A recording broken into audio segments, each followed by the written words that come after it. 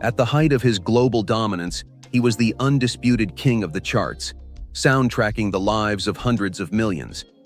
By 2019, he was an isolated recluse, unable to hold a drumstick, falling on stage, and hidden away from a world that once worshipped him. Phil Collins built a multi-platinum empire that defined the landscape of progressive rock and pop. Talk to me. You never talk to me. But he didn't pay the toll of his unparalleled artistic obsession only in the relentless glare of tabloid humiliation or the wreckage of 3 chaotic marriages. It was exacted directly from his own body, leaving him partially paralyzed, plagued by chronic pain, and battling a profound descent into alcoholism. Behind the iconic melodies lies a hidden, deeply turbulent truth, a dark chronicle of physical decay, public betrayal, and a terrifying psychological isolation that the music industry tried desperately to mask with platinum plaques.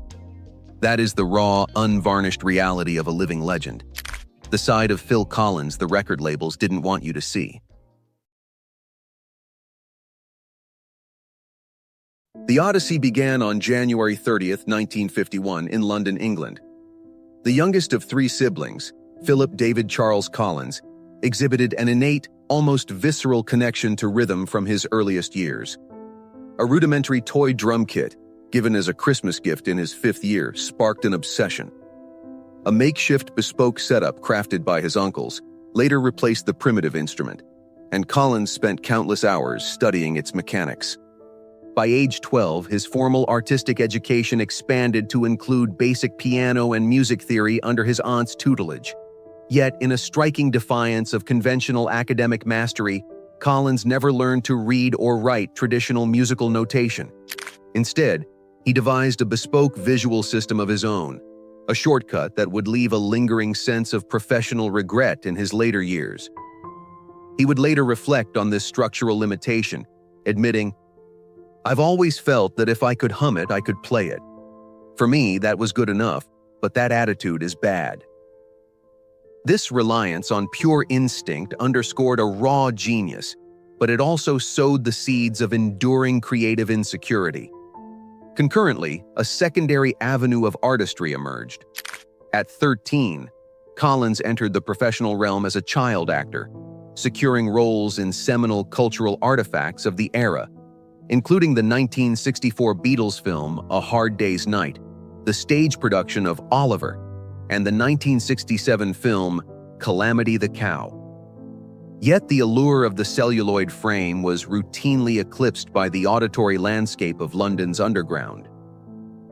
Frequent pilgrimages to the historic Marquee Club exposed adolescent Collins to the raw virtuosity of acts like The Action and Yes, thereby permanently cementing his resolve to pursue a career entirely in professional music. At this critical juncture, a major opportunity arose when Collins learned that the pioneering progressive rock band Yes was seeking a new percussionist. After contacting the frontman John Anderson, Collins secured an invitation to a formal audition the following week. Yet, in a bizarre twist of fate, Collins failed to appear, leaving a potentially definitive destiny untouched. Instead, his professional debut came in 1969, when he secured his first official contract as the drummer for an ensemble called Flaming Youth. The group's only studio release, Arc 2, received only modest, unremarkable commercial reception.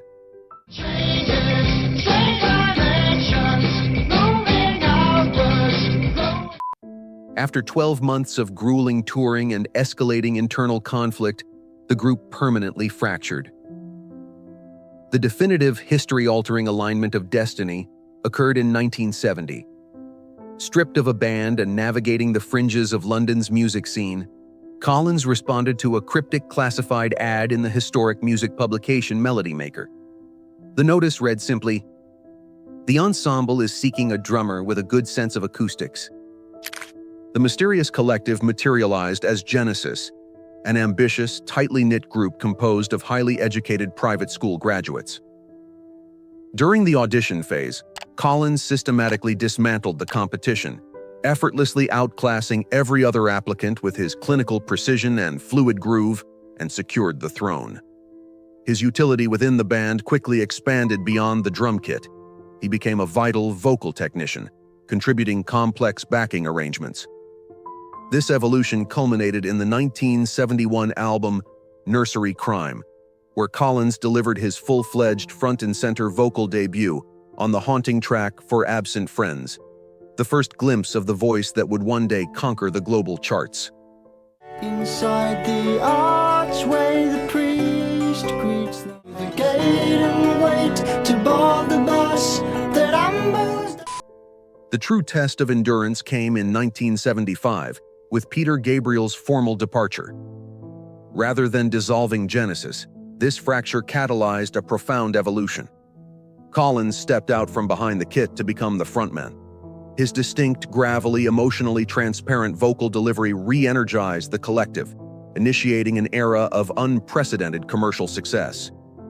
The maiden voyage of this new configuration, the 1976 album A Trick of the Tail, earned immediate critical acclaim and massive commercial returns, setting the stage for a decade of absolute dominance. As the 1980s began, Genesis evolved from a progressive curiosity into a global hit-making machine. A triumvirate of defining records, Duke, 1980, Abacab, 1981, and the self-titled Genesis, 1983, produced anthems such as Follow You, Follow Me, Stay with me on my feet, drifting by. Follow me. Misunderstanding, There must be some misunderstanding. Well, I've been waiting for this weekend. and the haunting Mama, firmly anchoring the band at the top of the international rock hierarchy. Now listen to me, mama, mama. Never, never, never can keep away. Yet the confines of a collective could not fully contain Collins's creative velocity. In 1981, he launched a parallel solo career with the release of Face Value. Driven by the dark, atmospheric portent of its flagship single, In the Air Tonight, the album propelled Collins into a stratosphere of individual superstardom. I can feel it coming in the air tonight. Well, I've been waiting for this moment for all my life. For the next decade, he waged a relentless dual-pronged assault on the music industry, culminating in Genesis' monumental 1986 release, Invisible Touch. Well, I've been waiting here so long. She seems to have an invisible touch. She reaches in and grabs. Collins finally severed ties with the band in 1996 to pursue his solitary path. Given how the music landscape has shifted, do you believe a celebrity of this magnitude can ever truly protect their dignity? Or is public humiliation the inevitable price of global fame? Share your thoughts in the comments. The deterioration of his physical vessel mirrored the chaotic dissolution of his domestic life. Over the decades, Collins entered into 3 marriages and fathered 5 children.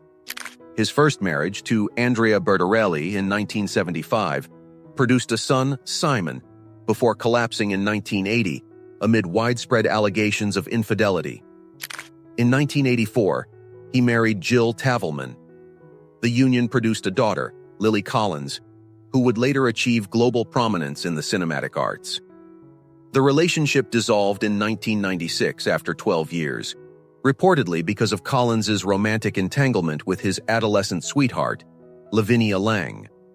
The subsequent narrative detailing a divorce finalized via fax machine became an absolute obsession for the tabloid press. In reality, it was a brutal media fabrication, a routine message about family visitation, distorted by journalists into a modern myth. leaving Collins to spend decades fighting a lie he consistently and vehemently denied. A third attempt at domestic stability came in 1999 with his marriage to Orianne Sevi, which produced 2 sons, Nicholas and Matthew. A 2008 divorce seemed to sever the tie, yet the pair defied convention by reconciling later. Collins formally confirmed the reunion in People magazine, stating that the couple had reunited primarily to ensure their children's stability. However, the rekindled domestic peace evaporated into utter humiliation in 2020. Unbeknownst to Collins, Sevi traveled to Las Vegas and secretly married a younger man, Thomas Bates. Collins, entirely oblivious to the subterfuge, was publicly mortified when the British press exposed the marriage certificate. The betrayal quickly escalated into a territorial siege. Sevi and her new spouse adamantly refused to vacate Collins' luxury Miami estate, forcing the incapacitated musician to file aggressive legal action to secure an eviction and place the property on the market. What materialized was venomous, highly publicized courtroom warfare that exposed Collins' private vulnerabilities to the world. Sevi, who had channeled millions into extensive renovations of the property, steadfastly refused to withdraw until Collins deposited $20 million, precisely half the asset's valuation. She asserted in court that the singer had made a verbal promise to transfer this wealth if she abandoned her previous marriage to Charles Majati and returned to Collins. As the real estate impasse deepened and the media frenzy intensified, the litigation devolved into weaponized character demolition. Shocking, deeply personal allegations about Collins' basic hygiene were introduced into the public record as leverage.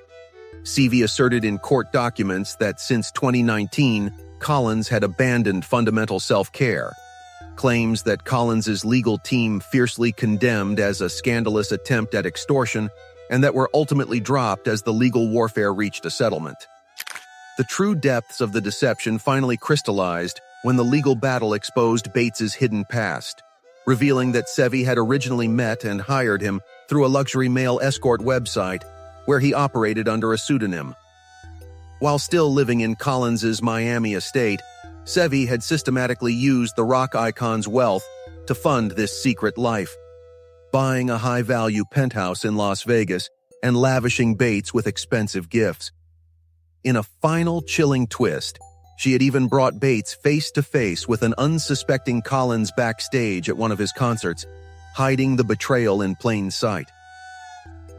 Compounding the chaos, Collins intercepted digital correspondence showing that Sevi was also messaging another romantic interest.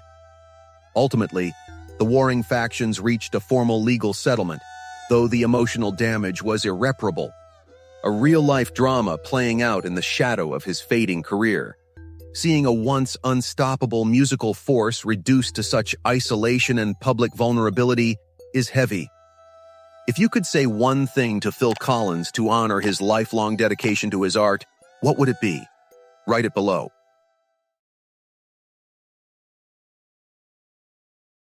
The golden era of the 80s and 90s eventually gave way to a harrowing period of physical decline.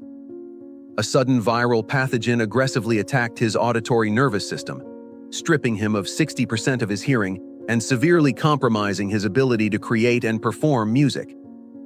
His 2002 album, Testify, was met with indifference in both the United States and the United Kingdom, receiving only a modest, muted reception in continental Europe, though its promotional tour managed to salvage some commercial success.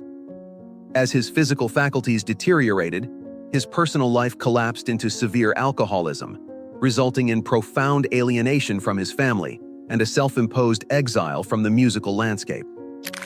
In 2006, after years of intense public speculation, the classic Genesis lineup temporarily reunited for a monumental retrospective tour, marking nearly 40 years of foundational musical history. The tour was a major commercial success, culminating in the band's formal honor at the prestigious VH1 Rock Honors. Yet the stage's euphoria was abruptly cut short. In 2007, a catastrophic neck injury sustained during a live performance fundamentally altered the trajectory of Collins's life. The trauma inflicted severe, localized nerve damage, leaving his hands partially paralyzed. Despite undergoing invasive surgery, the neurological deficits persisted. Collins lost all sensation in his fingers, forcing him into a prolonged, agonizing hiatus from the industry. After years of forced silence, Collins engineered a defiant return to the studio in 2010 with Going Back, a project dedicated to curating classic Motown and R&B covers.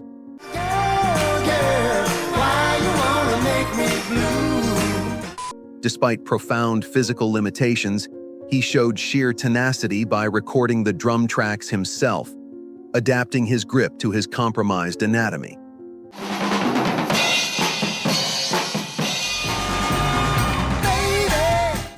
By 2016, this resilience had taken shape as a full-scale return to the road under the prophetic banner of the Not Dead Yet tour, a poignant, deeply reflective celebration of his life's work. But the revival was immediately beset by further physical decline. A severe bathroom fall revealed a new condition: foot drop, a debilitating neurological condition that impaired his gait, causing chronic instability and frequent stumbles. As the tour progressed, the rock icon's image changed irreversibly. His condition forced Collins to perform entirely seated, using a cane even for minimal movement across the stage. In a series of raw, unvarnished interviews, he spoke candidly about his grim reality: the burden of chronic pain, a deep-seated dependence on prescribed painkillers after multiple failed surgeries, and an ongoing systemic battle for physical autonomy. The definitive symbol of this fragility came in 2019, during a performance in North Carolina, when Collins suffered a highly publicized fall while attempting to sit down, requiring assistance from 3 personnel members to get back on his feet. Shifting focus from the devastating arena of his domestic warfare, a momentous announcement emerged in early March 2020. Genesis was officially reassembling. The declaration came mere days before a global pandemic effectively paralyzed the planet, forcing an unprecedented halt to public gatherings. The ensuing resurrection, appropriately christened The Last Domino tour, brought back the core triumvirate of musicians who had not shared a stage since 2007. On September 10, 2021, Collins made a deeply vulnerable public admission about his physical decline, revealing that his son would assume all percussive duties. "I'd love to keep playing," he confessed, "but I can barely hold a drumstick with this hand." He also disclosed the complete lack of domestic conditioning. "I don't practice at home, and rehearsing is my only training." The tactical integration of his son, Nick, into the performance lineup served as Collins' definitive, transparent acknowledgement of his severe physical limitations. The pioneering British rock band Genesis closed the final chapter of a multi-decade narrative on March 26, 2022, with their definitive final performance in London, England. At 71, the fragile yet resolute frontman took the stage one last time alongside keyboardist Tony Banks and guitarist Mike Rutherford. Chronically ill but intensely dedicated, Collins demonstrated his unyielding reverence for the medium and his audience by performing the entire setlist from a chair to an intensely emotional weeping audience. During the proceedings, Collins addressed the congregation directly, underscoring the gravity of the moment. "This is the last day of the tour and the final Genesis show. I'm touched that you all came to see us," he said, expressing deep appreciation for the generations of fans who had anchored the band's historic trajectory. With his characteristic dry wit, Collins told the crowd he would now have to secure a real job, signaling his formal entry into retirement and a quieter life. Yet he deliberately avoided offering definitive clarity about the future, leaving an enigmatic silence about whether a solo return might ever happen. Peter Gabriel's backstage presence heightened the emotional resonance of that final evening, Genesis's founding voice. The symbolic reunion between Collins and his former creative partner infused the Twilight event with a powerful sense of history. A poignant photograph of Collins, Gabriel, and their longtime manager, Richard MacPhail, quickly spread across global digital networks, serving as a monumental testament to their shared history. While the band marketed the tour as Genesis's definitive end, a persistent contingent of the fan base harbors fragile hope for a future rekindling of the magic. A scenario that Collins's escalating physical decline renders highly improbable. Genesis guitarist and bassist Mike Rutherford confirmed the stark reality of this deterioration on March 9, 2023, when he disclosed in an interview that Collins's health had further deteriorated, severely limiting his mobility and making performance impossible. For a man who had spent half a century moving at a breakneck creative pace, the silence of retirement was a sudden, jarring shock. In a rare retrospective on his percussive legacy, Collins reflected with brutal honesty on the emotional toll of losing his primary mode of expression, admitting, "I've spent my whole life playing drums. Suddenly not being able to do that was a surprise. If I can't do what I did as well as I did it, I'd rather relax and not do anything. I just feel like I've used up my air miles." As the months passed, dark, viral speculation filled the void left by his absence from the stage. By mid-2025, frantic rumors spread across global digital networks, claiming that doctors had transferred the icon to hospice care. The panic prompted his representatives to issue a swift public clarification, revealing that while Collins was indeed managing severe physical pain and the aftermath of yet another complex knee surgery, he was still fighting. The definitive, unvarnished truth about his current reality finally emerged in January 2026. On the monumental occasion of his 75th birthday, Collins broke his long public silence with a candid, deeply moving retrospective broadcast on the BBC. He laid bare the terrifying extent of his physical decline, revealing that he now requires a 24-hour live-in nurse to manage a grueling medical regimen. After 5 knee operations, an ongoing battle with debilitating foot drop, and a recent near-fatal hospital scare involving kidney failure, the physical vessel that once fueled stadium tours had finally given out. Yet, in a powerful testament to his resilience, the 75-year-old icon used the moment not to demand pity, but to claim a profound personal victory. Collins openly confronted the demons of his past, acknowledging that decades of heavy drinking had finally caught up with his body, yet proudly announced that he had officially achieved more than 2 years of total, uninterrupted sobriety. Surrounded by medical support, seated in a chair and permanently stepping away from the grueling demands of the road, Collins refused to let the darkness win, leaving the studio door just a fraction of an inch open with a final defiant thought. "The things that are ahead for me is go in there and have a fiddle about and see if there's more music."